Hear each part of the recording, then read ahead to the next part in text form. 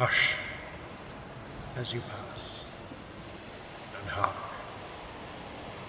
3 taps on the glass in the gloaming, from someone out in the dark, roaming.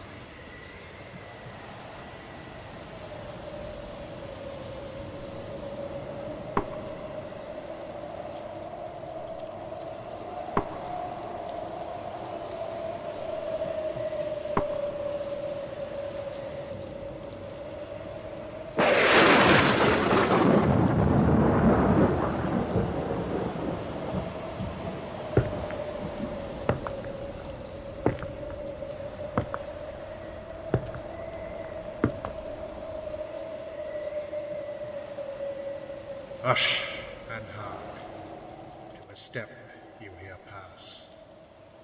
Someone is out in the dark. Hark to the death wind go wailing, and the tap of a ghost on the glass.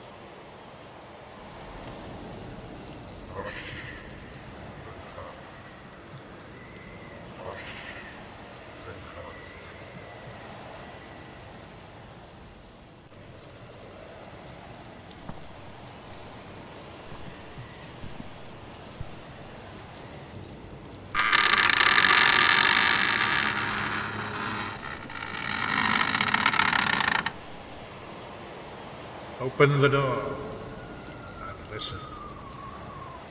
Only the wind's muffled roar and the glisten of tears round the room. And in fancy, the tread of vanishing Shoon, out in the night with the dead.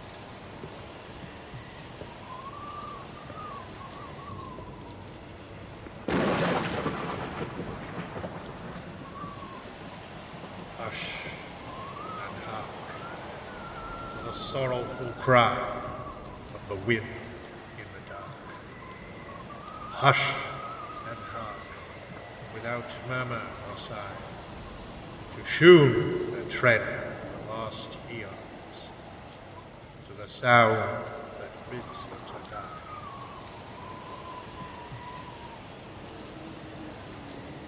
Hush.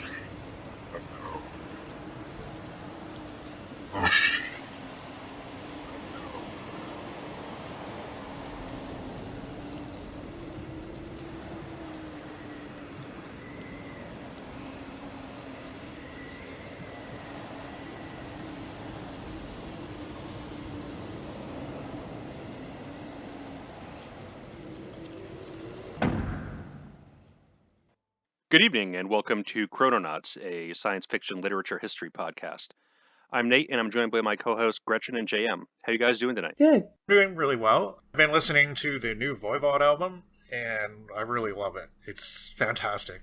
Each time I listen to it, I get more and more excited. I know Gretchen's only heard a few songs, I think, because we were talking about them, and I was kind of demonstrating how cool and weird this band was. Nate, I think you're mostly a fan of the early stuff? Yeah, I haven't heard the new one, but I really like all the 80s and some of the 90s material a lot. Yeah, I pretty much like all their stuff to some degree. It does seem like they're undergoing a bit of a renaissance right now. This album just came out, and I've really been digging the hell out of it so far. 3 or 4 listens, and it just keeps pulling me in more, you know? So, yeah, Nice, I had yeah. a good weekend. Aside from that, I'm feeling pretty good today. How about you, Gretchen? How are you doing?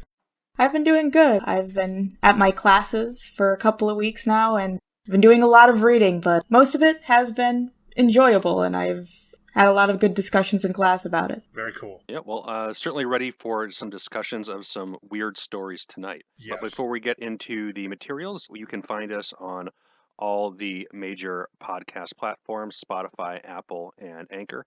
We also have a blog spot where we post various texts and translations, and we have recently posted a text, The Beast of Bradhurst Avenue by George Schuyler. So be sure to check that out because we'll be covering that in a couple episodes' time. You can also follow us on Twitter at ChrononautsSF and on Facebook at facebook.com/ChrononautsPodcast.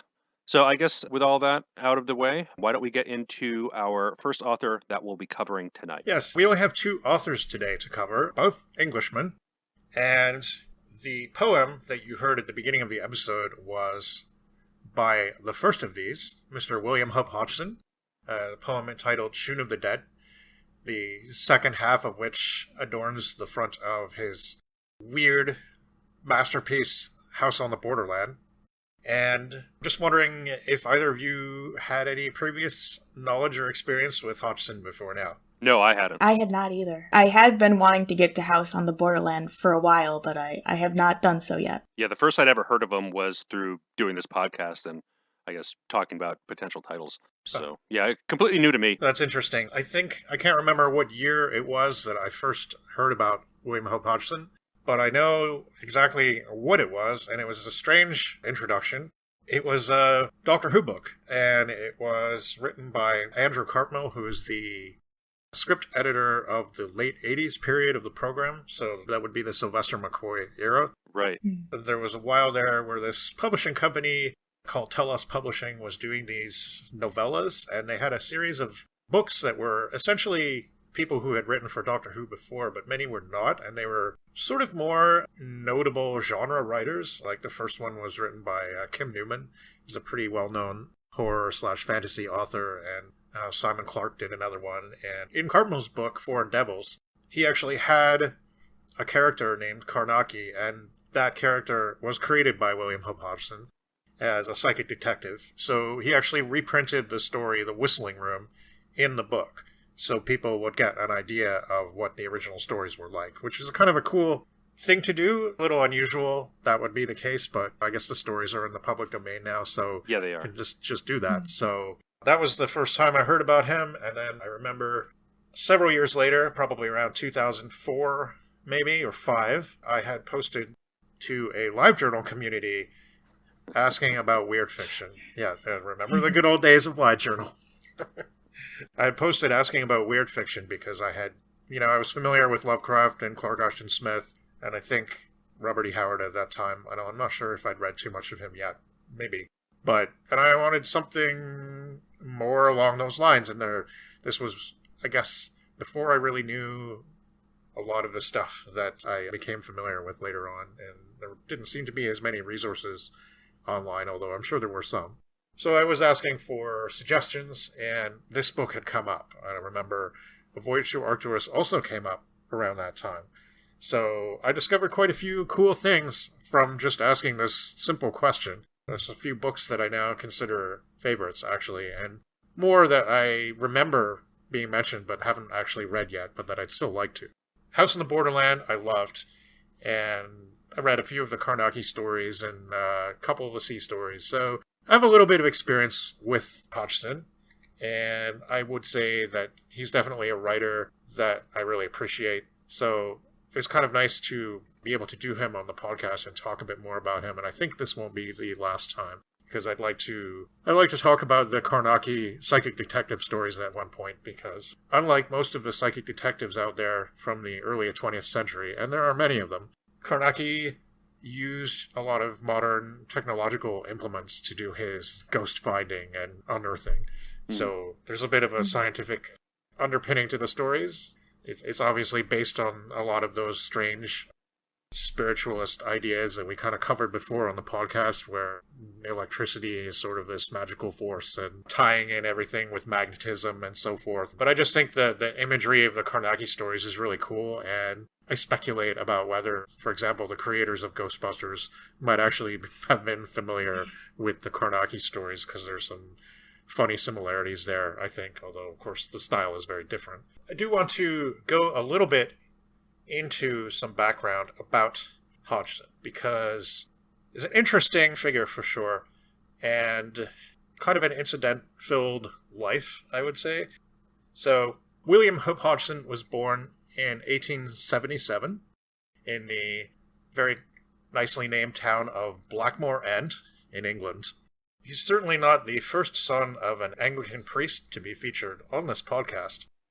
Certainly no celibacy for this particular priest, because William, or Hope, as he was often called by his family, just kind of interesting thing, because he really did become the hope of the family. But there were 12 children, so quite a brood, although 3 of them died quite young. So The Hodgson family was moving around a lot when the kids were young, and they never stayed in the same place for more than a year. So it's estimated that they moved something like 12 times in almost as many years. There's a lot of moving around England and Ireland, and I'm kind of speculate about whether that made it difficult for William to form real attachments with people. He didn't get on very well with his father. They definitely had a fractious relationship. William was often running away from home. He tried this many times before the age of 13, and he was always caught and returned home. So the friction between William and his priest of a father was quite significant, and William became a very rebellious and unruly child. He was beaten regularly, and there's a story told by one of his sisters about how his father thrashed him for climbing trees when the family was in Galway, Ireland. And this resulted in William climbing another tree and staying up there for days, basically. He wouldn't come down. So at this time, when he became a teenager, he was already dreaming of becoming a sailor. And he made an attempt early on to get himself placed aboard a ship. But once again, he was caught. He was too young, anyway. But a couple of years later, through his uncle, who worked for some mercantile company, he was able to get an apprenticeship on board a ship. And this was in 1891, when Hodgson was 14, which is technically too young, but they listed his age as 15, so he got away with it. And on the ship, he supposedly experienced a lot of negative aspects of life on the sea, including bullying and poor food rations. It was around this time that Hodgson also became interested in photography, and this became one of his hobbies throughout his life. And he took many, many pictures while on sea voyages, some of which got produced in newspapers of the time. Not all his pictures were complimentary of the merchant marines. He took pictures of things like the poor food that they were receiving, which was apparently covered in maggots a lot of the time. And according to Sam Moskowitz, it was for self-defense that William became interested in increasing his physical strength and prowess and practicing with weights and a punching bag. Perhaps it was because he was considered somewhat short and had a soft face that made him sort of a target for especially some of the older officers and stuff. Right. But in any case, he also witnessed some of the officers treating crew, especially younger apprentices, poorly. And his training was actually something that some of his fellow apprentices picked up, and they learned from his example. He increasingly became known for performing daring deeds at sea, including rescuing a fellow sailor in 1898 who had fallen overboard in shark-infested waters off Australia. And he won a medal for this. But in 1900, he left the sea for good, even though he had earned a mate's certification by this point. His father, Samuel, had already been dead for 8 years by then, and many of his real experiences found their way into his sea stories in many different forms. But he also wrote nonfiction accounts for newspapers about things like being in the vortex of a cyclone and coming to the rescue also of a burning ship that was a passenger liner. And it's pretty... If you're interested in this kind of stuff, I'm sure some of it can be found online, but there's a good podcast out there called Historic Headlines, and the creator of this podcast did a 2-part special on William Hope Hodgson in 2018 on the 100th anniversary of his death. And it's essentially newspaper articles that are either written by him or things that are about him, including his various obituaries that he received. Also, an interview surrounding the physical culture school, which he started in 1901 because he was when he got out of the sea, his family they were definitely suffering financially. His mother didn't have an income. She was a deaconess of the church, but I don't know that they received any money for that. And she was also suffering from some kind of disability that made it difficult for her to get around. But after his family did receive an inheritance from his paternal grandfather, they were okay for a little while, but he decided that he needed to do something, so he started this physical culture school, which is essentially a gym. And he was training people in what he called, it's this whole physical culture versus recreative exercise, which is kind of a weird sort of eccentric thing that he had. Although he was very sort of interested in sports himself, he said that real exercise had to be generated by willpower, and essentially it wasn't something that you did in order to enjoy yourself. It was something you did in order to improve yourself. Yeah. The whole sea culture just seems very strange. Yeah. There is an interview featured on that podcast with Hodgson in a newspaper where he kind of lays down some of his philosophies about this. His experiences on the sea did influence other aspects of his writing. So at the time when Hodgson went into apprenticeship, many families were sending their boys into the merchant fleet as apprentices because of financial incentives. But in 1905, Hodgson contributed to an article called "Is the Merchant Navy Worth Joining?" And he said no. He said he not only talked about the dangers at sea and the men, but also the shitty salaries. According to Moskowitz, at any rate, his hatred and fear of the very waters was an intense passion for him, despite being the inspiration for so many of his stories. He also went on a lecture tour where he showed slides of his pictures, and he did the In the Vortex of a Cyclone thing, and I guess he had taken a lot of pictures and wanted to demonstrate what it was like to be in a cyclone. After forming the school, Hodgson became known as somebody who sort of was courting publicity and was very kind of a little bit daring, a little bit reckless, sometimes irresponsible maybe. He reportedly enjoyed a lot of weird practical jokes, like scaring his sisters and neighbors by climbing up their houses late at night and like looking nastily into the window. One day he caused severe damage to the family home because he was trying to create homemade fireworks, and he was drying gunpowder in the oven and it blew up. Not a very good idea. No. Another thing that happened in 1902 was that he met Harry Houdini at the Royal Theatre in Blackburn, which is where his school was. And at this time, Houdini was issuing challenges to people to handcuff him and shackle him, and he would be able to break away. So Hodgson had actually accepted this, and he said he would do it. Now, Hodgson had trained many of the police officers at the Blackburn police station, which is a place where Houdini had previously escaped from, the jail there. When William shackled Houdini, he did a job that was perhaps a little too good. Houdini was very upset. He said that the irons had been tampered with, which Hodgson denied. It took him a really long time to escape, which he finally did, but he was actually left physically scarred by it, and he said it was one of the worst experiences of his life, and he changed his approach after that. If he had actually failed, his reputation would have been pretty damaged. So there was almost a disturbance, and William was ordered out of the theater by police, which is quite an ordeal, really. Yeah. And another time, Hope rode his bicycle down a street that was really, really steep, so they had put stairs into the street. He just rode his bike down there, and then there was a newspaper piece about it, which is speculated to be by Hodgson himself. So he's doing this sort of thing, and even later on in his writing career, he did attempt some interesting publicity stunts, or at least tried to get his publisher to get on board with them. It didn't really work out.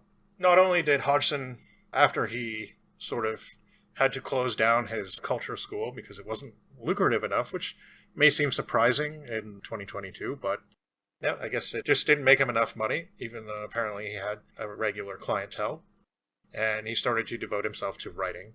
So not only did he write many sea stories, but classic novels of weird fiction like House on the Borderland and his monster, The Nightland.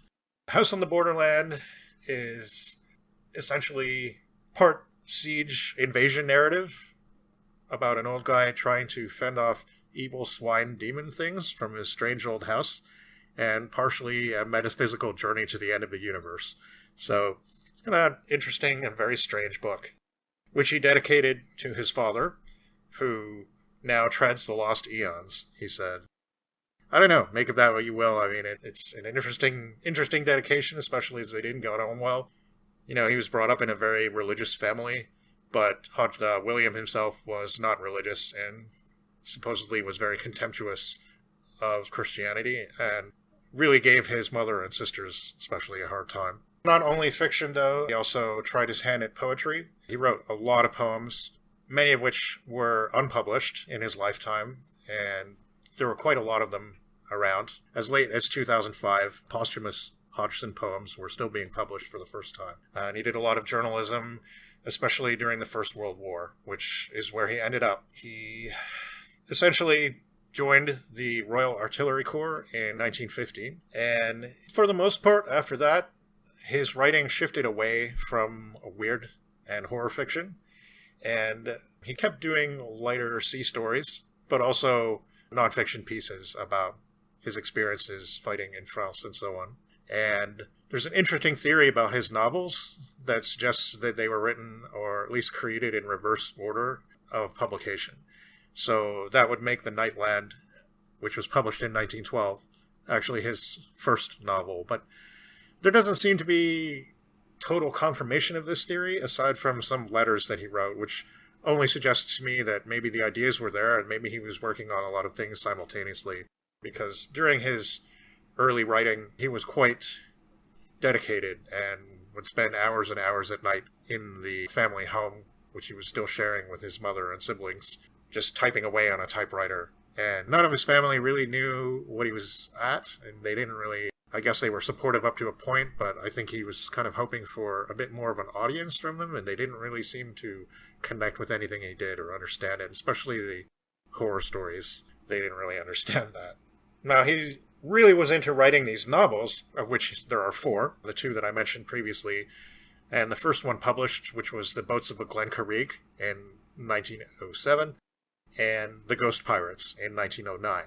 Although the novels did receive critical praise and good reviews, they were not very lucrative for him, which was a great disappointment for him. He had better luck with the short stories, interestingly enough. Back in the day, you could earn a pretty good living writing short fiction for the magazines and newspapers.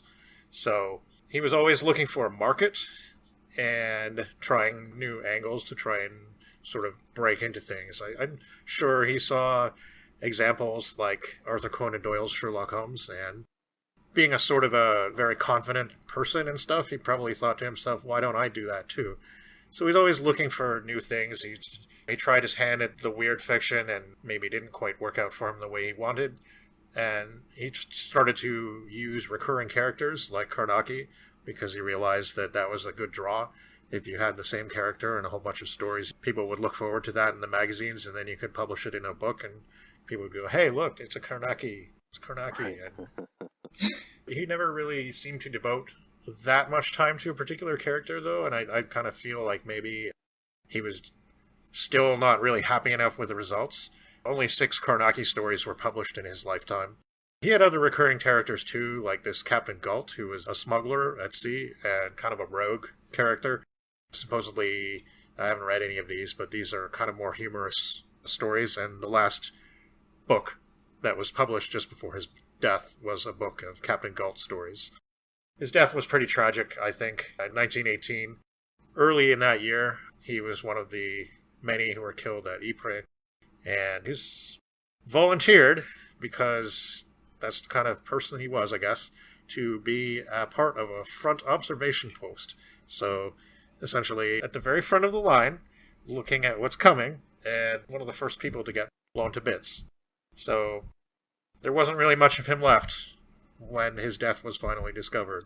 Both him and the other officer manning the post were essentially so destroyed that there weren't really any remains to bury. Yeah. So, that's a little bit about Hodgson the person. An interesting character, for sure. And we'll certainly be returning to him in the future. Yeah, I think we will definitely be doing that. It's quite interesting learning a bit about him and what kind of person he probably was. And what kind of interesting, like, impractical ideas a lot of the time he had. Like, for example, when he was talking about the publicity stunts there, but when he published The Boats of Glencarrig, yes, once again, plenty of praise from newspapers and reviewers and stuff, but it just didn't sell very well, and he was trying to come up with ways to make the book sell. So his publisher at Chapman and Hall, Arthur Well, had this anecdote about how one day William came bursting into his office and he says, I have this great idea. He says, we'll build a boat and it'll have the emblem of the Glencarrig on it and it'll have rigging and everything. And we'll put it on top of this big truck and we'll drive the truck through Piccadilly and the Strand and we'll have men dressed as sailors selling copies of the book to people. And his publicist is like, I don't think this is going to work. We're going to get in trouble for holding up traffic and stuff. It's not a very practical idea. No. And William was pissy, and he stormed out of the office, like, swearing prodigiously, pretty much. Seemed to be really confident, almost cocky person, but also quite passionate. I was quite taken by, sort of out of the bounds of this podcast, but I was quite taken by some of the things that he wrote, especially the accounts of the actual sea adventures. They're quite stirringly written and quite exciting. Sometimes quite emotional, during the war especially. He wrote about seeing the name of a French soldier on a cross and being really inspired and writing about how he hoped he would get out of this alive and all the things he would write once he finally did. And of course he didn't, so We'll never know. No, I'd be interested to read some of that stuff because he definitely has a good voice for this sort of thing, and I certainly really enjoyed both of the ones that we did tonight. Yes. So, on that note, let's talk about the first one, which is one of his early published stories, and probably one of his more well-known stories, A Voice in the Night.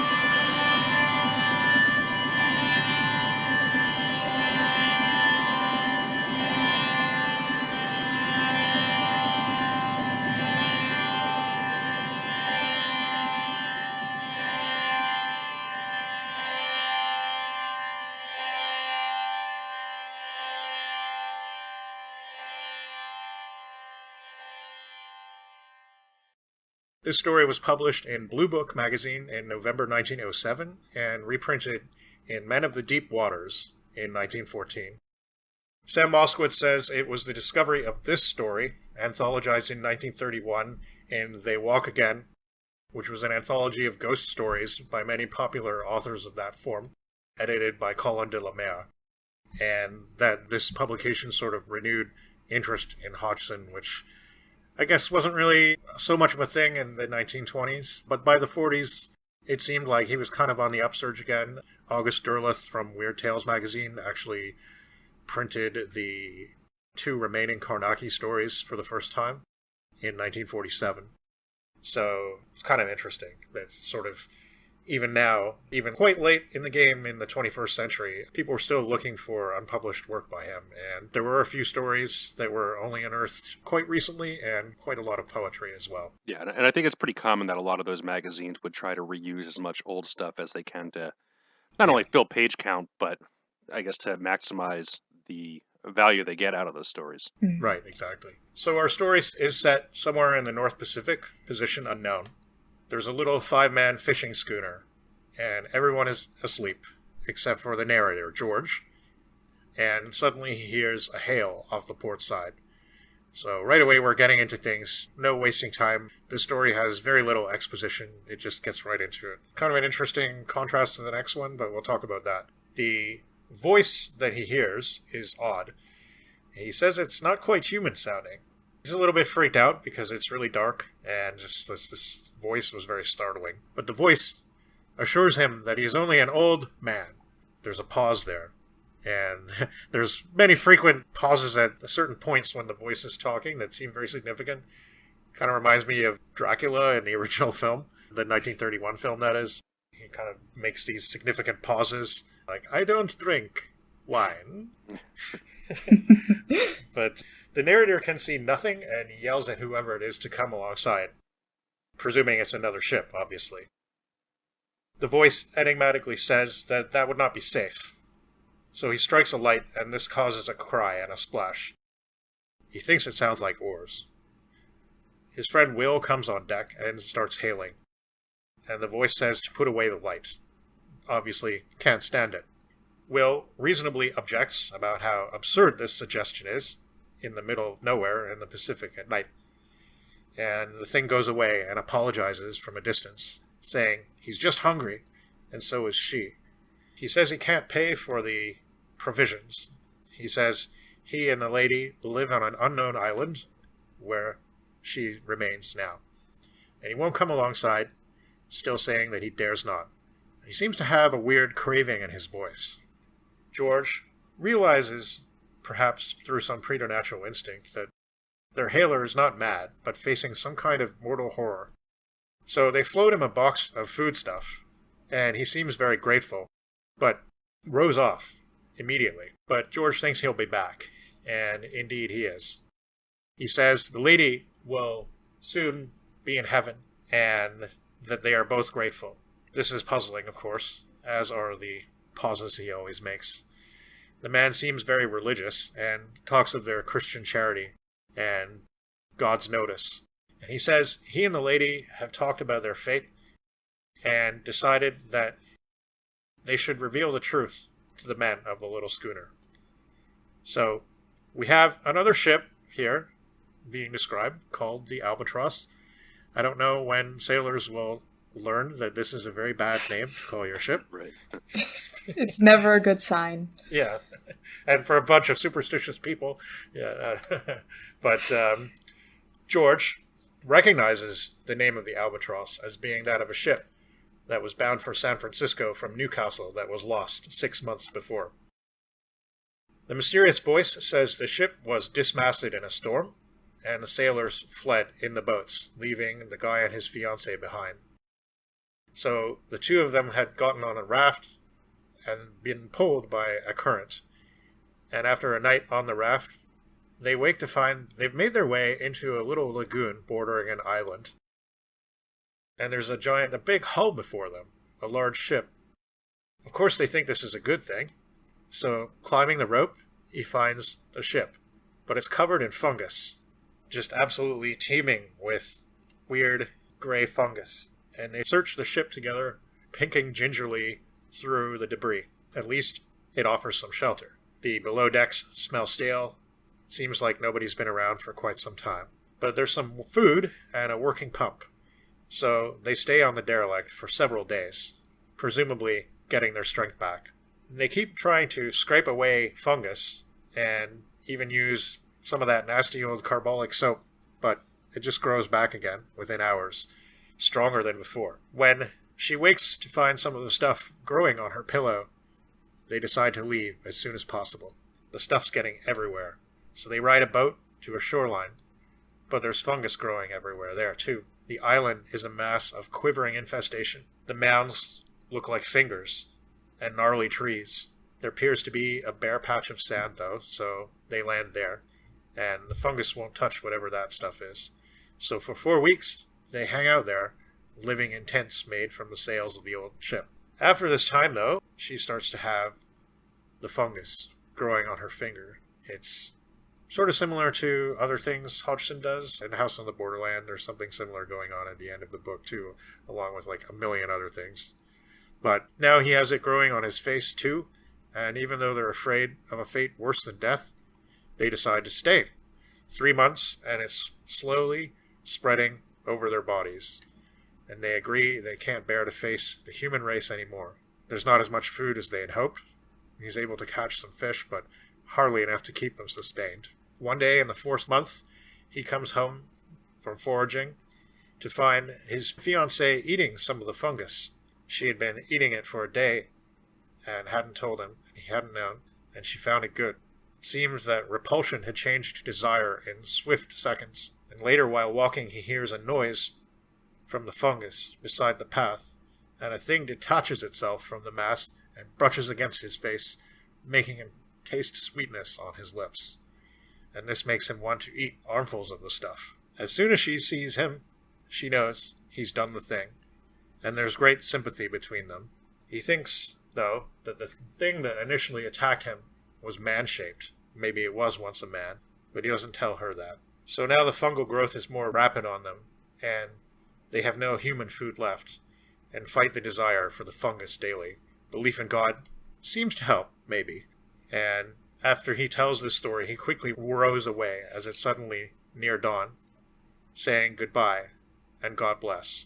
The emerging sunlight reveals to George the boat, and it's gray, and the oars are also gray, and the figure nodding upon it is gray too, its head like a nodding sponge, and he can't see the join of hands and oars. Maybe it's just too far to make out. And that's the end of the story. So very short, very tragic.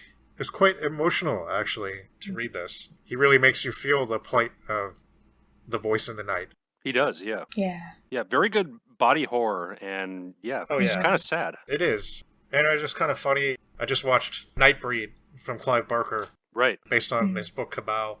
And I remembered sort of some of the discussions we had in the Plagued by Visions server back when they were doing the Hellbound Heart about Clive Barker and his affinity for monsters.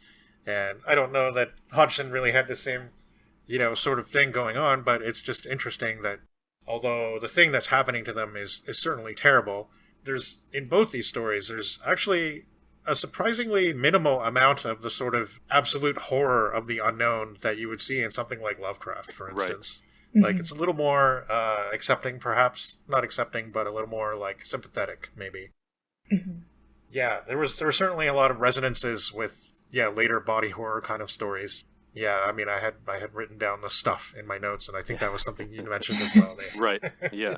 So especially, the stuff that once you get a taste of it, you just can't stop, and it changes you as you desire to eat more and more and more of it. Yeah, speaking of movies, did either of you watch the Japanese one, Matango? I did not. I didn't have a chance to do so. Yeah, I did watch it. It was directed by Ishiro Honda, who is the same guy that directed both Atragon, the film based off of Undersea Warship that we covered a few episodes back, as well as the original Godzilla, which I somehow didn't pick up on in that episode. But yeah, the film is cool. It's definitely not like a one-for-one adaptation of the story, and it takes its own view on it, but it does have a lot of the same elements, like the party finding the derelict ship and the fungus being everywhere and things like that.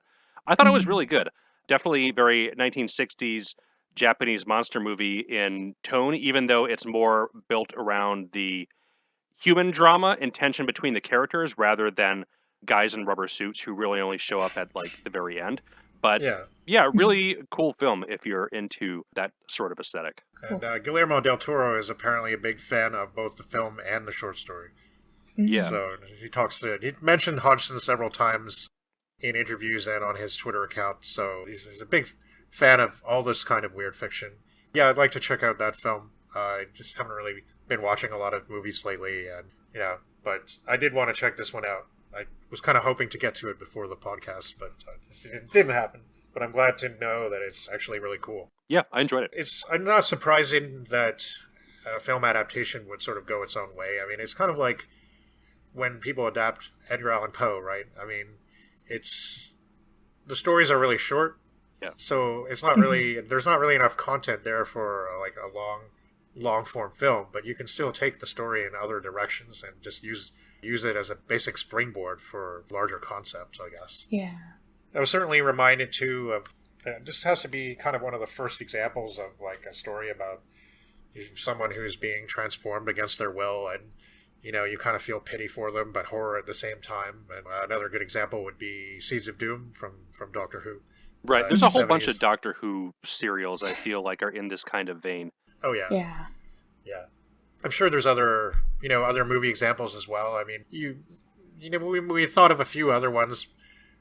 A lot of them are like more, about organisms that like sort of slowly devour people, like the Blob, for example. It's not like somebody becomes the Blob, but the Blob just sort of grows bigger and bigger the more it devours, right? Right. So in that sense, it kind of reminds me more of the next story almost. This sort of infested sea thing seems to be a theme that Hodgson returns to a lot. He has this series called the Sargasso Sea Stories, which includes the novel The Boats of the Glen Carrig. And the Sargasso Sea is of course, a real place, but Hodgson has it essentially being infested with massive, massive amounts of seaweed, and very strange seaweed at that.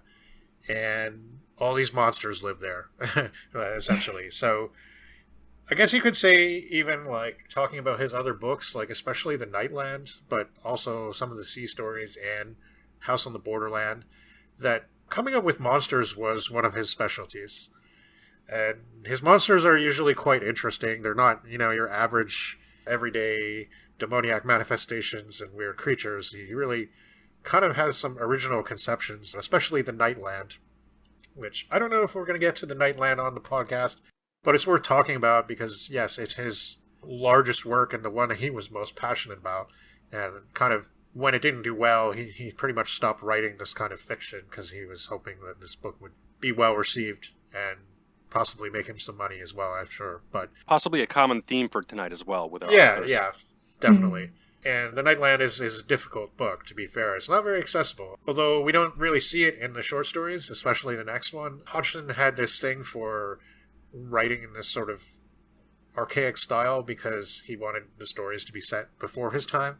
And The Nightland is a story about a man in the 17th century who dreams himself into the far distant future, millions and millions of years into the future, where the sun has died out and the remains of humanity are living in this giant pyramid that's like miles high, and they're protected by various electrical barriers from all kinds of monsters that now live in the desert that is most of the world.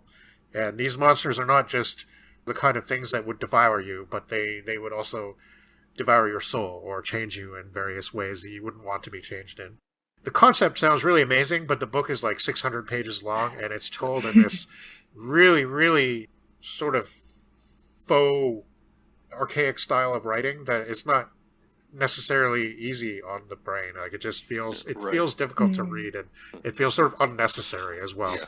So it is just sort of an affectation that he had. The Boats of Glen Carrig is kind of written like that as well, but it's a little more accessible, I'd say. And the thing about The Nightland, though, is that it's also a romance. So towards the end of his writing career, he seemed to be more focusing on romance, which is kind of interesting. It could still have some weird elements, but yeah, so essentially he's dreamed himself into the future because he has some kind of premonition of a love. He met somebody and he feels like, I don't know, there's all this kind of transubstantiation kind of stuff happening, and somehow this person in the distant future is the person that he needs. So the whole thing is him looking for her, and then he finds her, and then they have to travel back to the original pyramid where they started from and face all these monstrous creatures and so on, all the while their romance is budding. So that's a very short description of The Nightland. I think it's most interesting to weird fans because of all the crazy creatures and monstrosities that he comes up with, which I don't think too many people before his time were really imagining things quite like that. Certainly lots of ghosts and even vampires and other terrors, but his conceptions seem wholly quite original, I think. Yeah, sounds pretty cool. So, it's a very short story. There's not really a lot to say about it. We really enjoyed this one. I think we all did, right? I thought this was a really cool story. And I did appreciate the emotional tragedy of it. I thought it was quite well portrayed. Mm-hmm. So the next story is perhaps a little bit less emotional, but I think equally interesting. So why don't we talk about that one?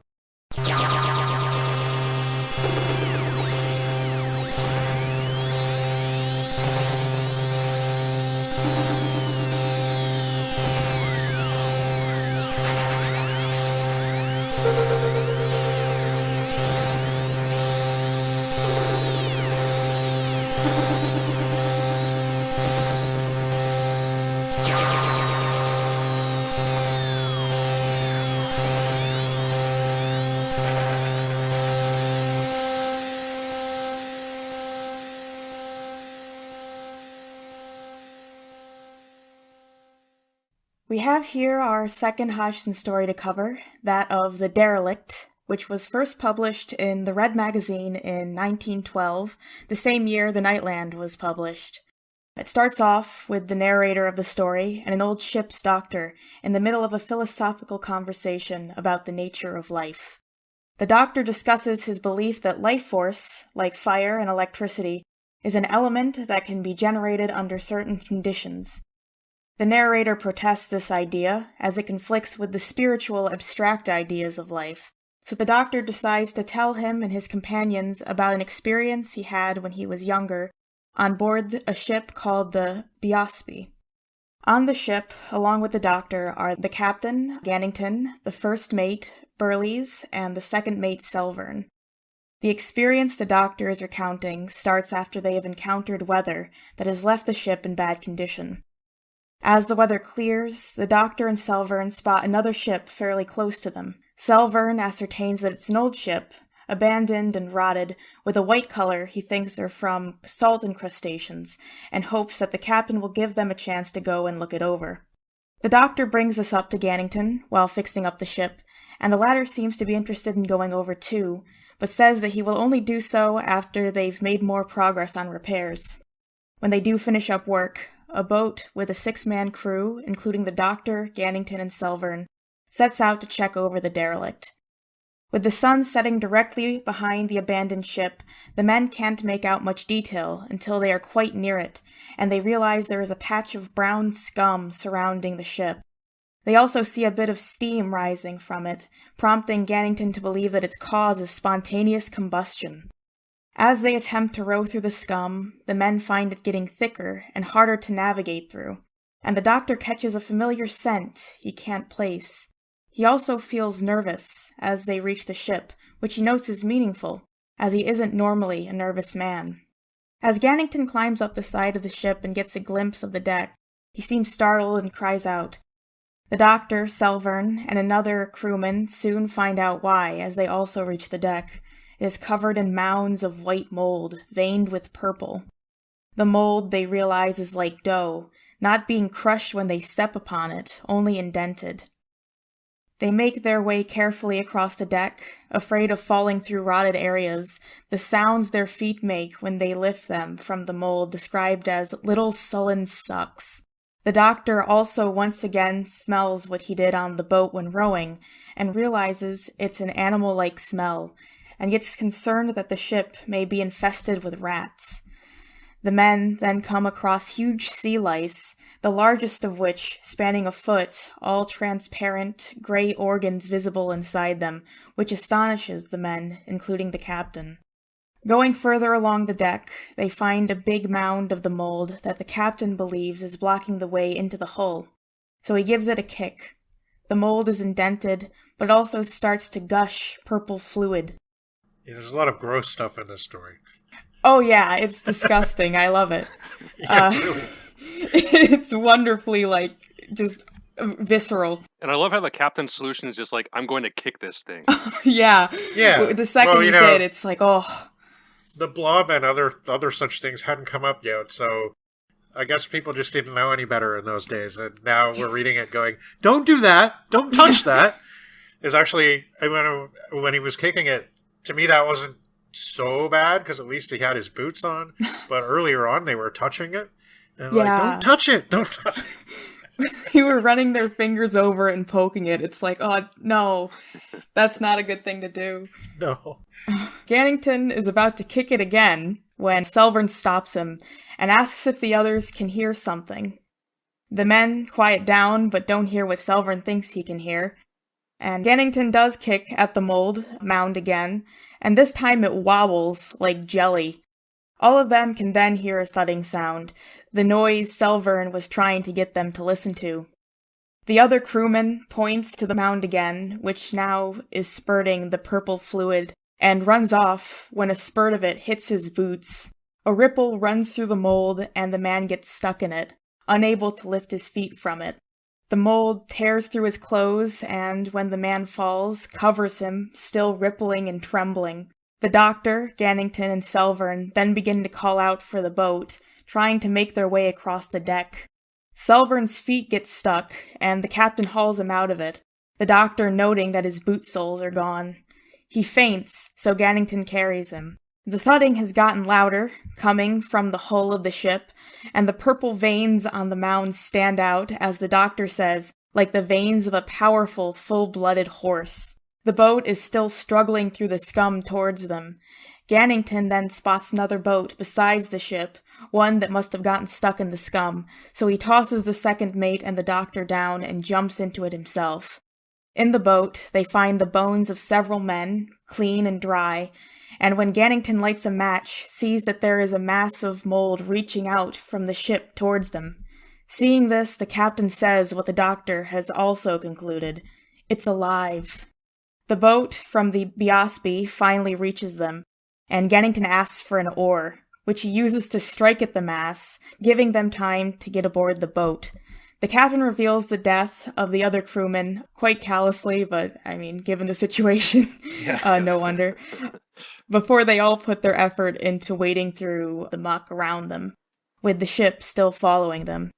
Finally, after a long effort, they escape from the scum and make it to clear sea and soon reach their own ship.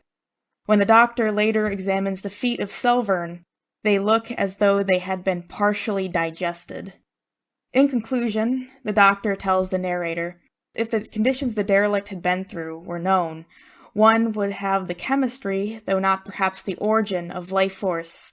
In the end, he is much more fascinated by the experience than horrified. Yeah, I mean, that's one of the most interesting things about this story. It's like so gross and horrible, but at the end, the doctor guy's like, but isn't it really interesting? Yeah. Wouldn't we like to know more about this? Yeah, it's like, it's a shame we don't know more. Yeah. And I think at this time, organic chemistry was really a very new field. I don't really think they know a lot of the stuff that they know today about how the whole thing works. Mm. No. So it is interesting to me that even though it was a fungus, the way he described it and the way it's like seemed to be formed very much seemed not like a fungus. Like he was describing a circulatory system pretty much, right? And Yeah. it's all the purple veins. fluid coming out is his blood. And like that sound you can hear is his heartbeat. Yeah. And there's like veins carrying vital fluids and so forth. Mm-hmm. And the thing is like fungal maybe in appearance, but somehow it has something about it that resembles no fungus that we know of, obviously. Mm-hmm. And so the doctor's real speculation is he wants to know what was on the ship in the first place. Yeah. Something about what was in the cargo maybe is what created this situation Mm-hmm. in the first place. And the ship is so old that nobody knows, and I guess they never found out if the ship doesn't have a name or anything emblazoned upon it the way most of modern day ships would, I guess. So nobody got to find out anything about its origin. Yeah, no, this was great, I thought. Mm-hmm. I like this better than Voice in the Night, although I thought Voice in the Night was still really good, just like you said it, the grossness of the story. Yeah. It is really awesome. Mm-hmm. And one thing I really like that he does in both of the stories kind of is he compares like this really gross fungal infection almost to like foods. Like he describes the ring of brown scum around the ship as being thick like treacle. And I think there's a couple of comparisons to jelly and things like that throughout. Yeah, when it wobbles, it's like jelly. And then he also several times compares it to pudding. Yeah. Like, I think he says it sounded puddingly at one time when they are stepping through it. Yeah, it's an interesting choices of words there. The likening to actual food that we eat and so forth. I think it just makes more of a reaction when you read that. You know, you're going to put that stuff in your mouth? Like, ugh. It's very visceral, yes. Yeah. Yeah. Also, the description of those sea lice was, I guess as someone who is not into, like, insects and everything, that's, like, something that I'm pretty fearful of. Like, hearing about that was like, oh, that's gross. I looked them up. I looked up what sea lice looked like, and that just, imagining one that's a foot long was not crawling around pleasant. your apartment or something like that. No, Yeah. You have to go. Yeah, and I mean, I'm definitely not a sea person, as I think I might have mentioned in the last episode. I mean, I've really been enjoying these sea stories, but I'm just feeling like there's so much weirdness in the depths of the ocean, and who knows what, even now, what dangers may lurk down there. Mhm. And certainly if I saw a derelict ship, I would probably want to steer clear, especially after reading stories like this. Yeah, I mean, that's one thing interesting about the ocean is it's been unknown to us for such a long time, and in a way, it's still very unknown to us. We Mhm. know more about the surface of the moon and Mars than we do about some parts of the ocean. And I think that's just kind of incredible about how vast and deep the ocean is. Mhm. Yeah, that's, I guess, your little explanation for, you people who are probably getting tired of us talking about the ocean and want us to go to outer space more often. Well, we will, but I don't know. I'm really enjoying these sea excursions personally. Yeah, they've been a lot of fun. Yeah. Yeah. I mean, the ocean can be just as alien as space can be. Oh, yeah. And I mean, if you look at some of the pictures of those deep sea creatures, they look like any alien that a Yeah. sci-fi artist would draw, sometimes even crazier. Mhm. That's really cool. Yeah. So I wonder what happened to the guy's legs, the guy whose legs got digested. Yeah. We never got to find out if he survived or not. Yeah, that's what I was wondering. I thought I suppose perhaps he did, but you don't get an answer. Yeah, I think it was just the soles of his feet, so maybe he had to deal with chemical burns for a while. Mm. Yeah. Well, I don't know. Is this like infectious fungus like the last fungus, or is it a different fungus? It's probably a different fungus, I guess. Yeah. I mean, the two stories are a little bit similar in that aspect. Mm. So, I mean, this one may have lacked the emotional core of Voice of the Night, but I did actually really I liked the way it was set up. I liked the exposition. The way the exposition was used I thought it was great. Like, Mhm. First we get the conversation between the doctor and his interlocutor there, and like it almost doesn't seem necessary, but then at the end there's that kind of ending, which is I think really neat, which comes back around to the frame. It is. Yeah. Yeah. And also the way he describes the other sailors going on the away mission, except for the guy that gets killed. Notably, he doesn't really get much of a description, but everybody else does. Like, you get to learn a little bit about their personalities, and it's just enough. It's just enough. It's like perfectly executed, I think, because it's not too much detail. He gets right into it, but he tells you enough to know what each of these men are like. And we get the captain who's really practical and good on the ocean, but not very well read, kind of just going by his own personal experience.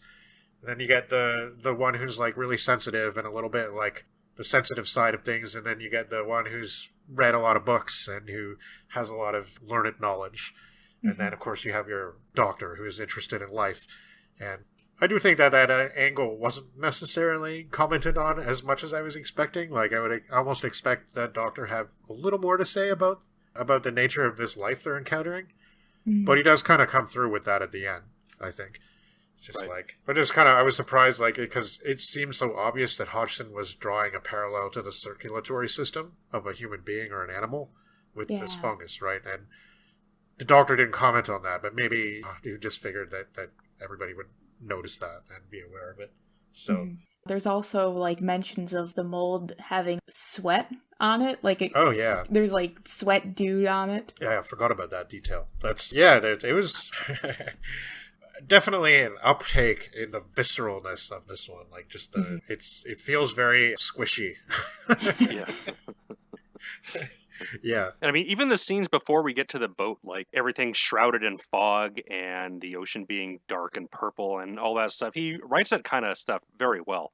And it really sets up the mood for what is to come. Yeah. And no doubt he's able to do this in large part because of his personal experience. Yeah, right. Yeah.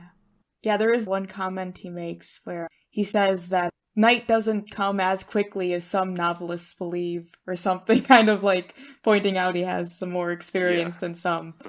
Yeah, I wondered about that. Yeah. So I think every story that we're doing tonight, and in fact, going back to Poe last time, and pretty much every good sea narrative seems to have a derelict in it.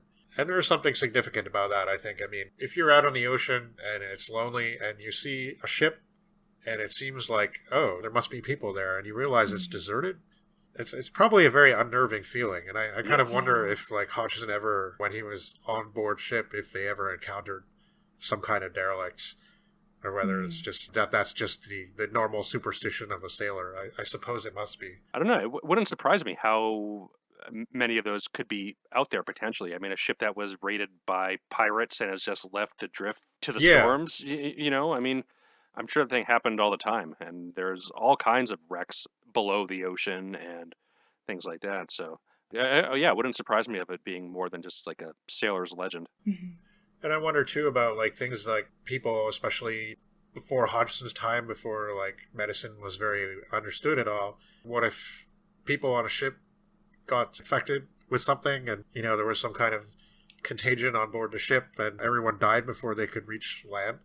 So you have a ship like the Dutchman described in the Pym story, where it's a literal plague ship. Yeah. That would be something that nobody would want to encounter. Yeah. So, I mean, this kind of reminds me of that too. Like, I just kind of wonder, like, well, the doctor seemed to be okay, and he seemed to be unscathed and untainted by the experience. But I don't know. I did really like the ending, though. Like, I thought it was cool that it was. I mean, I'm not sure if we were supposed to take away from that, like, that the doctor was foolish for wanting to explore, but I didn't really think so. It didn't really come across that way. Like, it seemed like genuine scientific curiosity that I don't think Hodgson was necessarily trying to say anything about it either way, for or against it. But I'm kind of happy that the story ended like that. Like, it was a pretty doomy story, but it was not that doomy, Like, it was. I was kind of expecting something a little bit more like downbeat. But in the end, it was the fascination seemed really genuine. And this is being related from the doctor at a young age too, while looking back on life. I think he possibly took it as maybe like a life's lesson that he could take something away from. Yeah. Yeah, I really like that story within a story aspect of it. It's something that I've seen in a lot of works that I've been reading recently too. In another book I've been reading, there's been a story within a story within a story. So, yeah, I mean, it's a really good way to write these kind of fantastic tales.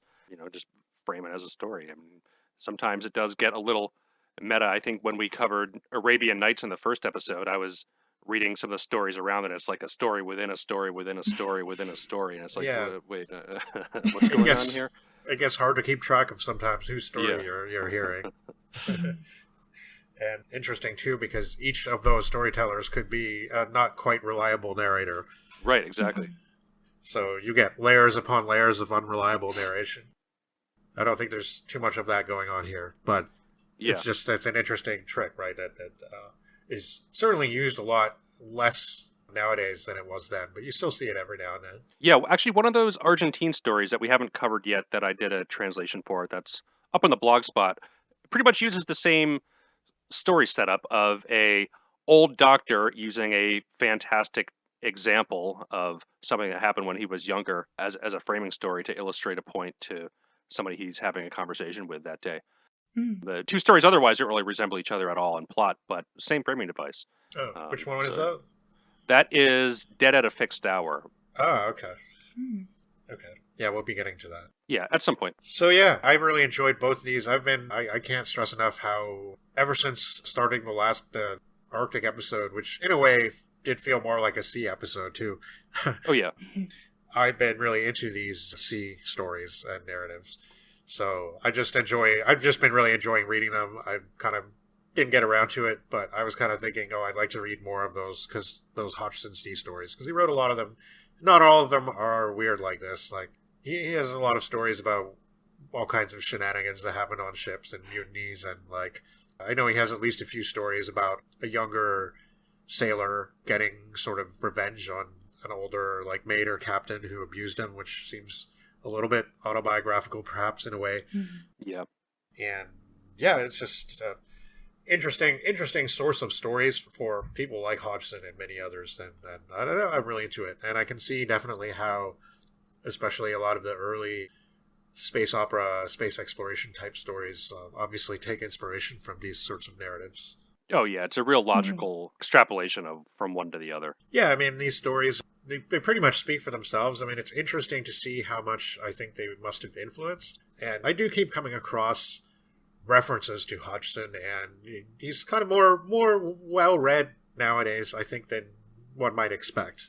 especially by people who are themselves writers of horror fiction and fantasy and science fiction and so on.